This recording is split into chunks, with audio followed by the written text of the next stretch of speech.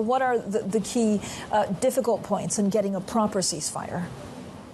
Well, there's two main sticking points in all of this, and the overarching one is really what would happen after a short-term ceasefire, is the understanding that this paves the way for a permanent ceasefire.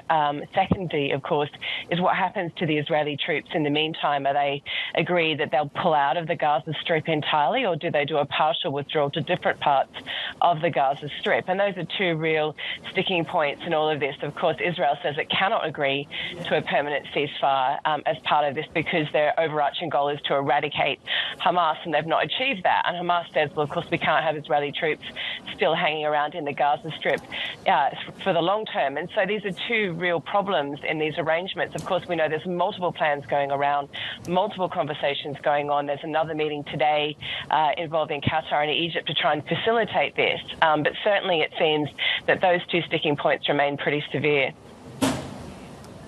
So is time running out to get a ceasefire, given Israel is so determined to push ahead with a ground offensive in Rafah? Well, that is the real impetus to try and get something fairly soon, because the Israeli government has made clear that they plan to launch a ground offensive in Rafah, which is that very bunched up area near the Egyptian border. There's estimates of over 1 million people there at the moment in refugee camps and sort of cordoned off in that area. And the question is, where do they go if there's an Israeli ground offensive there? They can't go into Egypt because Egypt won't let them in. Can they go further north in the Gaza Strip? That's very difficult. And so they're racing against time to try and ward that off by agreeing on a ceasefire, because it's very clear that the Israeli Prime Minister Benjamin Netanyahu intends to do that fairly soon. As he said, again, his goal is to eradicate Hamas, and he says that there are Hamas enclaves around the Rafah area. So it really is that race against time that we've talked about. Ros, how bad has relationship gotten between Joe Biden and Benjamin Netanyahu?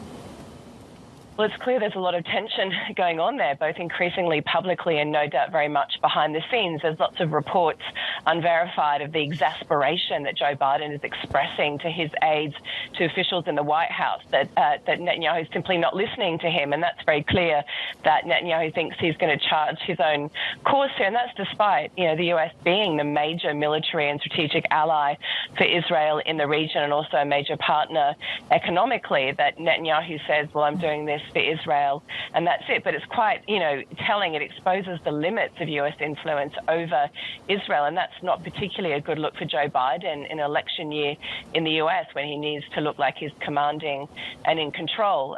The question is, does that spill over increasingly into the public sphere, and what does it do in the long term for the relationship between US and Israel? It does seem that it's on a projected downturn in ties for at least the foreseeable future.